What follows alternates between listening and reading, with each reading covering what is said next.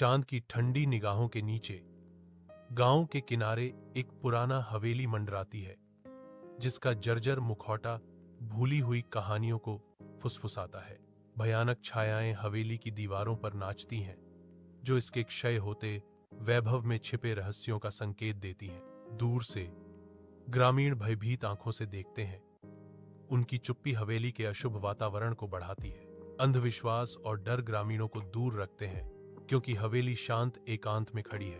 अपने कमरे में चिंटू, एक बहादुर 10 साल का लड़का, भूतिया हवेली के विचारों में डूबा हुआ है। उसके रहस्य उसे आकर्षित कर रहे हैं। भूत की कहानियां उसके दिमाग में घूमती हैं, जिससे उसकी जिज्ञासा और दृढ़ संकल्प को बढ़ावा मिलता है। चिंटू की आंखों में एक चिंगारी भड़कती है। उसके युवा दिल में एक मौन प्रतिज्ञा बनती है, मैं जाऊंगा और खुद सच्चाई का पता लगाऊंगा। चिंटू घोषणा करता है, अज्ञात का सामना करने के लिए तैयार। रात के आवरण में चिंटू हवेली में पहुंचता है। इसका मंडराता हुआ सिलहूट अंधेरे आकाश के खिलाफ डर का प्रतीक है। एक ठंडी चरमराहट गूंजती है, क्योंकि हवेली का दरवाजा खुलता है, जो अज्ञात में एक निमंत्रण है, जो उसकी रीढ़ में सिहरन भेजता है। डर उसे जकड़ लेता है, फिर भी चिंटू अपना संकल्प मजबूत करता है। उसका दिल उसकी पसलियों के खिलाफ एक ड्रम की तरह धड़क रहा है। गहरी सांस लेते हुए वह दहलीज पार करता है। अंधेरे में प्रवेश करते ही हवा ठंडी हो जाती है। दरवाजा उसके पीछे बंद हो जाता है, जिससे चिंटू हवेली के डरावने आलिंगन में अकेला रह जाता है। चिंटू हवेली के हॉल में कदम रखता है, जहां ठंडी हवा और मोटी धूल लंबे समय से उपेक्षा का संकेत देती है। खिड़कियों की अजीबोगरीब चरमराहट से ही चुप्पी टूटी। एक भूतिया हु हु गूंजता है, हॉल की उजाड़ता को बढ़ाता है। धुंधली रोशनी में परछाइयां नाचती हैं, परिचित आकृतियों को भूत में बदल देती हैं। हर हवा का झोंका अतीत की भूली हुई कहानियों को फुसफुसाता हुआ प्रतीत होता है। हवेली हॉल के दिल में एक भूतिया आकृति अस्तित्व में चमकती है। इसका सफेद रूप अंधेरे के विपरीत है। चिंटू जम जाता है। उसकी आंखें डर से चौड़ी हो जाती हैं, क्योंकि भूत उसके सामने आकार लेता है। अपने डर के बावजूद चिंटू के पैर जगह पर ही जमे रहे। जिज्ञासा उसके डर से जूझ रही थी। भूत बोलता है। उसकी आवाज एक धीमी फुसफुसाहट है, जो शांत हॉल में गूंजती है।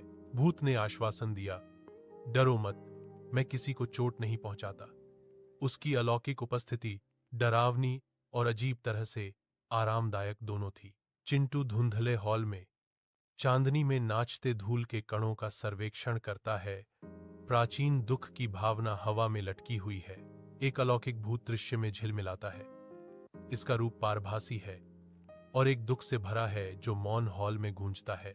चिंटू की आवाज करुणा से भरी चुप्पी तोड़ती है। तुम यहां अकेले क्यों रहते हो? भूत आह भरता है, अकेलेपन की फुसफुसाहट। लोग मुझसे डरते हैं, इसलिए मैं अकेला हूं। चिंटू आंखें चौड़ी गांव के चौक में जंगली हाव भाव करता है। उसकी आवाज भूतिया आतंक की कहानियों के साथ गूंजती है। मैं तुम्हें बताता हूं, यह सच है, हवेली में एक भूत है, चिंटू घोषणा करता है। उसके शब्द सुबह की हवा में लटके हुए हैं। ग्रामीणों का झुंड, उनके चेहरे डर और आकर्षण से अंकित हैं, क्योंकि वे चिंटू के हर शब्द को आत्मसात करते हैं। चौक पर एक स्पष्ट बेचैनी छा जाती है, क्योंकि ग्रामीण भूतिया उपस्थिति पर विचार करते हैं। रात के आकाश के नीचे हवेली का आंगन हंसी से गूंजता है, क्योंकि गांव के बच्चे खेलते हैं। उनके चेहरे चांद की नरम चमक से रोशन होते हैं। भूत, जो कभी डर का प्रतीक था, अब उनके खेलों में शामिल हो गया है। उसका भूतिया रूप धीरे धीरे चमक रहा है। अंधेरे में एक रक्षक। हवेली परिवर्तित होकर एक भूतिया अवशेष के रूप में नहीं, बल्कि गांव के सबसे कम उम्र के लोगों के लिए खुशी और सुरक्षा के प्रतीक के रूप में खड़ी है।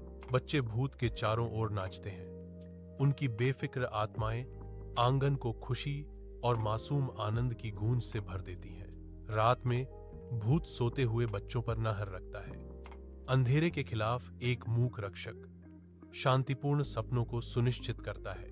चांदनी में नहाया हुआ हवेली गर्मी और स्वागत का अनुभव कराता है। भूत और बच्चों के बीच के बंधन का प्रमाण।